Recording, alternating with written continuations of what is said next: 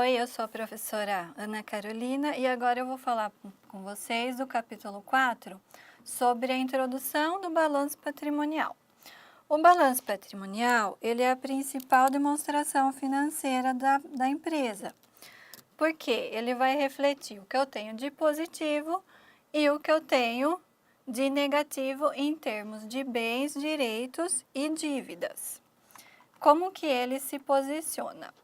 Do lado esquerdo, eu vou ter o ativo e do lado direito, eu vou ter o passivo. Como já foi mencionado no vídeo do capítulo 2, o ativo ele é composto por bens e direitos, né?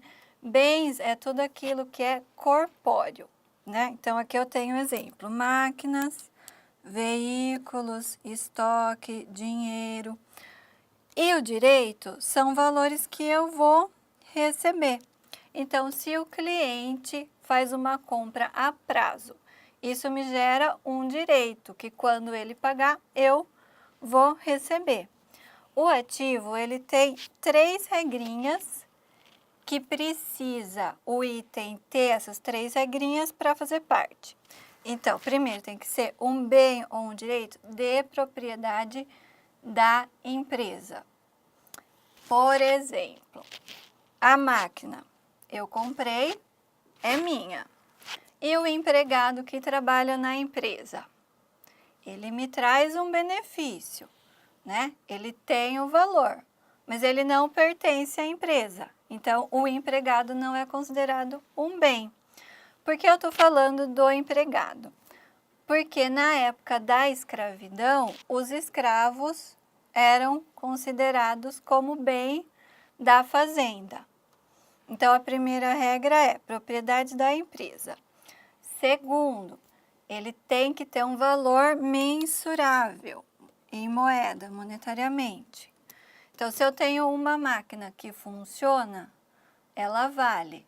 Se a máquina tem defeito ou ela não funciona mais, ela já não entra no ativo. E o ativo tem que me trazer um benefício, ou agora no presente, ou no futuro. Então, se eu tenho um terreno que eu estou utilizando agora, me traz benefício agora. Ou se é um terreno para futura expansão da minha empresa, vai me trazer um benefício no futuro. Já o passivo, ele fala das obrigações exigíveis. O que são exigíveis? Eu devo algo para alguém e esse alguém vai me cobrar. Então, aqui eu tenho, por exemplo, fornecedores. O fornecedor, ele me dá a mercadoria que eu vou vender, né? Ele é um terceiro. Eu estou devendo para o fornecedor quando eu compro a mercadoria dele. E o funcionário? O funcionário que trabalha para mim, ele também é um terceiro, porque eu tenho que pagar para ele o salário. Para o governo, tenho que pagar o imposto e assim vai. Então, no passivo, eu vou relacionar tudo que eu devo a esses terceiros. Por isso que o passivo, ele é chamado de capital de terceiro. E depois do passivo vem o patrimônio líquido. O patrimônio líquido, ele não é exigível. Por quê? O patrimônio líquido é o dinheiro que o sócio coloca para começar a empresa. Então, se eu vou montar uma empresa, eu coloco lá uma quantia para eu fazer a minha sala, o meu escritório, comprar equipamento, pagar os meus funcionários. Esse dinheiro, ele se torna da empresa, ele não se torna mais meu. Então, eu não posso exigir esse capital. Aí, aqui, gente, eu tenho um quadro resumo, que fala do ativo, que tem os bens, os direitos, o passivo, que tem as obrigações, e o patrimônio. O passivo é a obrigação exigível ou capital de terceiros, e o patrimônio é o capital do sócio. E tudo isso forma o capital total. Como o capital de terceiros e o capital próprio, eu posso saber qual é o grau de endividamento da minha empresa. Ou seja, a minha empresa precisa de capital de terceiros ou só o dinheiro que o sócio colocou e que ela teve de lucro é o suficiente para ela se sustentar?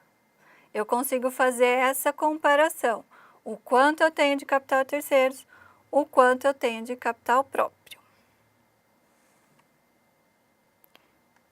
E por último, nesse capítulo, o que é importante, assim, saber que o capital, o passivo e o patrimônio, ele representa as origens, de onde vem o meu dinheiro.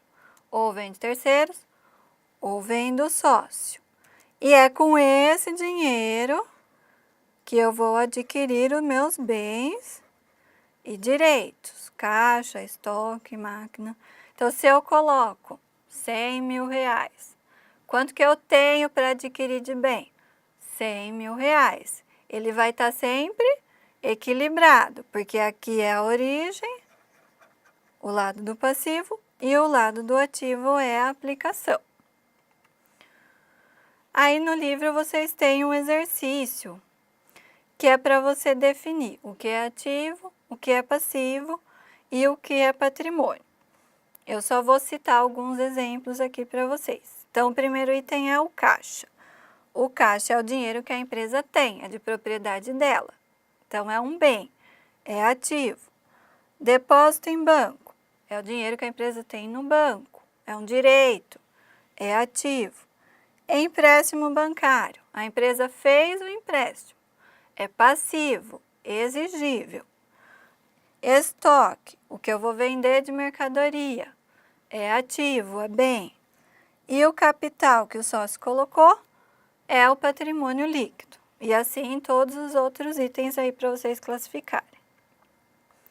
E tem mais um exercício que ele lança uma pergunta para vocês. Por que o ativo tem que ser igual o passivo e o patrimônio líquido? Isso eu vou deixar para vocês pensarem um pouquinho e vocês respondem. Muito obrigada!